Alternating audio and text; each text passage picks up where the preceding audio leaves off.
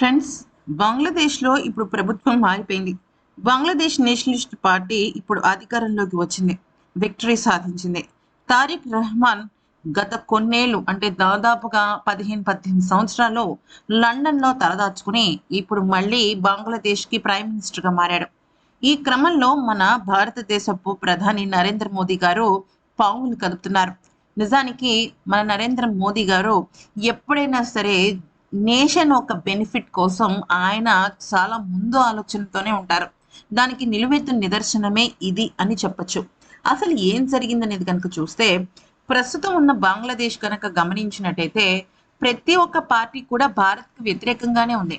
అయితే హవామీ పార్టీ తప్ప అంటే షేక్ హసీనా గారి పార్టీ తప్ప మిగిలిన పార్టీలన్నీ కూడా పాకిస్తాన్‌కి, చైనాకి పరోక్షంగా గానీ, ప్రత్యక్షంగా కానీ ఏదో ఒక రకంగా హెల్ప్ చేస్తూనే ఉంటాయి.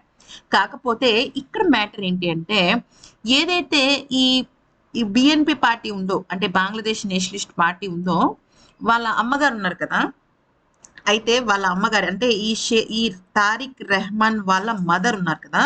వాళ్ళ మదర్ విషయంలో మన ప్రధానమంత్రి మోదీ గారు ముందుగానే అంటే మనం ఒక విషయం చెప్తాను వినండి. మనం ఈ రోజు 2026లో ఉంటాం. కానీ 2035 గురించి ఆలోచించి డబ్బుని పొదుపు చేసుకోవడమో, మదుపు చేసుకోవడమో, లేదంటే మనకి సంబంధించిన ఏదో ఒక ప్రణాళిక సిద్ధం చేసుకుంటున్నాం. అలాగే మన ప్రధానమంత్రి గారు కూడా రాబోయే విషయాన్ని అంచనా వేసి ఆయన చేసిన కొన్ని పనులు ఇప్పుడు భారత్‌కి, బంగ్లాదేశ్‌కి మధ్య సత్సంబంధాలు ఏర్పరిచేసేలాగా ఉన్నాయి. నిజానికి ఈ హవామీ హసీనా గారు ఉన్నారు కదా!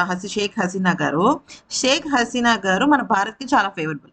కానీ అదే షేక్ హసీనాకి ఇప్పుడు ఈయన అధికారంలోకి వచ్చిన రెహమాన్ గారు చాలా యాంటీ. అంటే ఇద్దరు శత్రువులని చెప్పుకోవచ్చు. పాకిస్తాన్‌కే వీళ్ళు ఫేవరబుల్. కానీ తర్వాత పరిస్థితులు మారాయి. ఎందుకనంటే ఇక్కడ కొన్ని విషయాలు చోటు చేసుకున్నాయి. తారిక్ రెహమాన్ వాళ్ళ అమ్మ ఖలేదా జియా ఆరోగ్యం బాగోలేనప్పుడు మన మోదీ గారు రంగంలోకి దిగి ఆవిడకి ఏ రకమైన సహాయం కావాలన్నా కూడా మేము హెల్ప్ చేస్తాము. మేము మా భారతదేశం ఆమెను ఎప్పుడు కూడా ఒక ఫ్రెండ్లీ నేషన్ లాగానే యాక్సెప్ట్ చేస్తాం. అన్ని విధాలా ఆమె కోసం ప్రార్థిస్తాం అని చెప్పి చెప్పడం జరిగింది. ఆ తర్వాత ఈయన కొడుకు అంటే ఇప్పుడు బంగ్లాదేశ్ ప్రధానమంత్రి కూడా ప్రౌడ్ థాంక్స్ అని చెప్పి చెప్పడం జరిగింది. ఆ తర్వాత నిన్న ఆయన పదవిలోకి వచ్చిన తర్వాత కూడా ఇక బంగ్లాదేశ్ శాంతి, ప్రాస్పెరిటీ కోసం మనం ఇరు దేశాలు సపోర్ట్ చేసుకుందాము. ఓకే. మీరు మళ్ళీ అధికారంలోకి వచ్చినందుకు ధన్యవాదాలు, శుభాభినందనలు అని చెప్తే దానికి చాలా హ్యాపీగా ఫీల్ అయిన ఈయనున్నారు కదా! ఈ తరీక్ రెహమాన్ గారు. ఆయన చాలా హ్యాపీ ఫీల్ అయ్యి ఇక నేను ఎంతగానో గర్వపడుతున్నాను మీ బ్లెస్సింగ్స్ వచ్చినందుకు అని చెప్పేసి వాళ్ళు కూడా అంటే ఒకళ్ళు పరస్పరం అన్నమాట. అయితే ఇక్కడ మ్యాటర్ ఏంటి అంటే ఇప్పుడు మన మోదీ గారు ఈ తారిక్ రహమాన్‌తో అంటే ఈ బీఎన్‌పీ పార్టీతో చర్చలు జరపటానికి అవకాశం ఉంటుంది. అంటే టెన్షన్స్ ఉంటాయి. కానీ ఇక్కడ ఈయనేంటంటే he is a money man. అంటే ఎవరు? ఈ రెహమాన్ అనేవాడు మనీ మ్యాన్. గతంలో కూడా మనీ లాండరింగ్ కేసుల్లోనే తనని జైల్లో పెట్టి చిత్రహింసలు చేస్తే తను అది భరించలేక లండన్ పారిపోయాడు. ఓకే.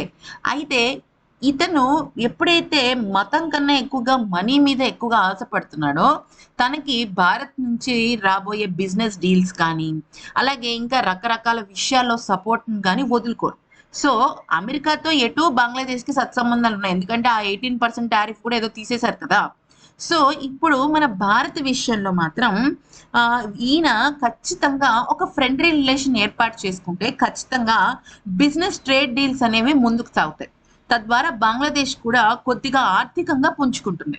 సో, అందుకనే ముందు చూపుతోనే మన నరేంద్ర మోదీ గారు ఈ బీఎన్‌పీ పార్టీ వాళ్ళతో శత్రుత్వం కాకుండా దౌత్యపరమైన రిలేషన్స్‌ని ఏర్పాటు చేసుకున్నారనమాట.